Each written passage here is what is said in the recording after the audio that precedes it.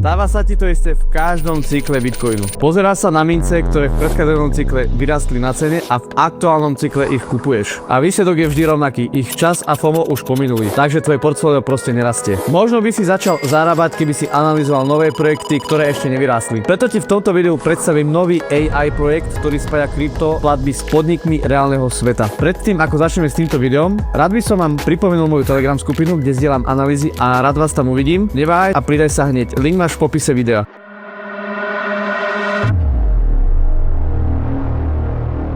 Poďme k tomu dôležitému. Čo je Piverse? Je to nový kryptoprojekt, ktorého cieľom je vytvoriť infraštruktúru pre compliance, súlad s reguláciami pri platbách vo Web3. Prepája on-chain dôkazy, kontext, transakcie a pravidlá podľa konkrétnych jurisdikcií. Ak si ho osvojí jeho cieľová skupina, firmy, freelancery, DAO a podarí sa mu stať mostom medzi blockchainom a reálnymi financiami, môže stať pred jedným z najsľubnejších projektov najbližších rokov. Veľmi rýchlo ti vysvetlím, ako to funguje a poďme k tomu dôležitému na graf. V zásade ide o štruktúru pre Web3 platby. Každá platba, faktúra alebo airdrop sa zapisuje on-chain s overiteľnou časovou pečiatkou a vytvorí dokument požiteľný v účtovníctve. Využíva protokol, aby mali prevody stablecoinov veľmi nízke poplatky a počet mincí je 1 miliarda, ktorých 180 miliónov je už práve v obehu, pričom sa listuje na mnohých platformách a burzách. Toto je to, čo Piverse dokáže, ale teraz poďme na graf, aby sme videli, kam smeruje cena. A práve sme si otvorili graf Piverse a vidíme krásne pohyby.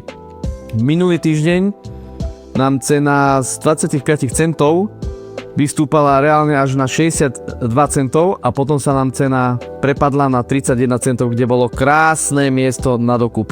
Úprimne, túto by som chcel naskakovať, lenže ešte vtedy som o tomto coine nevedel. Následovne nám tento coin vypumpoval až na 73 centov, kde je pravdepodobne silná rezistencia, keďže tento graf ešte nemá žiadnu históriu a hlavne je to nový coin. A potom nám cena krásne vypumpovala až na 72 centov, kde bola veľmi silná rezistencia, keďže tento graf ešte nemá žiadnu históriu. Musíme postupovať opatrne, ale samozrejme je tam aj vysoký potenciál, ale aj riziko, pretože nevieme, kde budú dané levely. Ale môžeme si povedať jednu vec, kde by som chcel nakupovať a kde by som chcel brať profity. Takže vám to za chvíľku veľmi jasne vysvetlím. Ako môžeme vidieť z minulého týždňa, tak táto oranžová čiara nám naznačuje týždenné high, čo je na 62 centov, a druhá čiara, čo je takáto čiarkovaná čiara oranžová, mi označuje týždenné low, ktoré je na...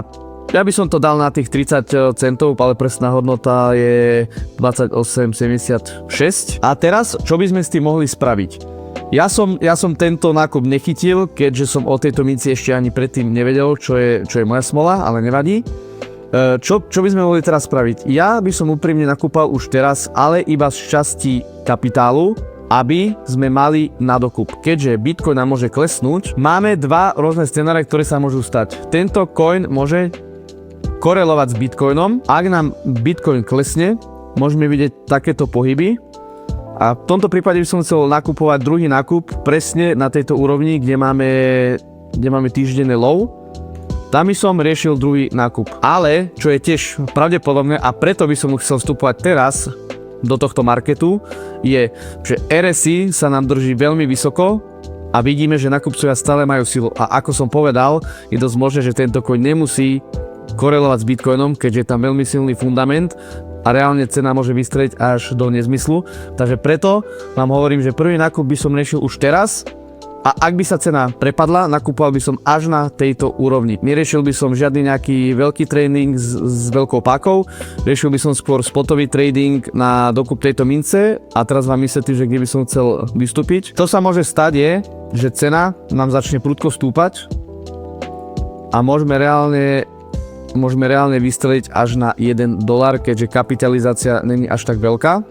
Označím vám to teda touto zelenou šipkou, keďže aj RSI je dosť silné a podľa mňa ešte ak prelomíme túto čiaru, tak nám RSI znova vystrelí a pravdepodobne môžeme vidieť $1.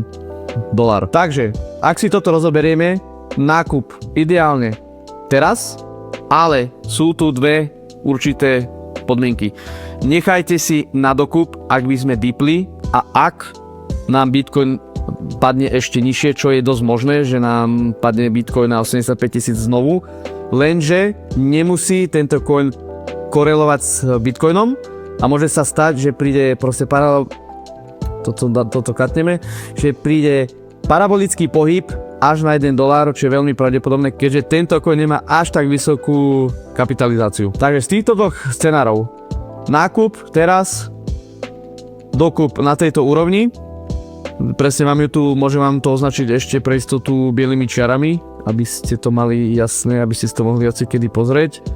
Zmením farbu na bielu, takže tuto by som riešil dokupy, ak by sa cena prepadla, prípadne môžete dokupovať aj skorej, ale ak by prišiel veľký, radšej by som počkal na veľký dump, ako dokupovať niekde napríklad na 40 centoch, to nemá moc pre mňa zmysel. A potom druhá verzia, ktorú chcem určite, na $1 by som určite vyberal profity. A druhá vec, čo by som chcel zrealizovať, je samozrejme profit. Profit by som bral kľudne na $1, kde sme si takto označili touto zelenou čiarou. Čo by som spravil, že by som zobral profity, ale ešte by som si nehal túto mincu na nejaký hodl. Dôležité je vybrať si zisky a nehať si túto mincu na hodl, keďže reálne, ak tento coin bude veľmi fundamentálne silný, môžeme ísť do úplných nezmyslov, takže buďte opatrní. A ešte raz vám to teraz zhrniem. Dokup by som riešil na bielej čiare, nákup teraz, predaj na $1, vyberte zisky, nehajte si nejaký počet minci na to, keby náhodou tento coin išiel až na $2, keďže nie je taká vysoká kapitalizácia tohto coinu a môžeme uvidieť $2 jednoducho. Takže určite, ak vyberieme zisky, nechajte si nejaké mince na predaj až na $2 a môže to byť krásny zisk, ktorý môžeme získať. Takže neodporúčam to tradovať na futures, odporúčam skôr spotový trading a nejaký ten hodl. Určite si túto mincu dávam do svojho spotového portfólia. Pivers chce byť Compilance vrstvou pre platby vo Web3. Ak sa mu podarí priniesť reálne integrácie, faktúry, platby DAO, účtovné, auditné API, môže byť zaujímavou stávkou na najbližšie roky. Najdôležitejšia bude však adopcia a nie hype. A ak chceš viac vedieť obchody alebo analýzy, pridaj sa do môjho Telegram kanála. Klikni na odkaz v popise a pridaj sa. Prihláste sa na odber, aby ste nič nezmeškali a dajte like, ak sa vám toto video páčilo. Tak na budúce.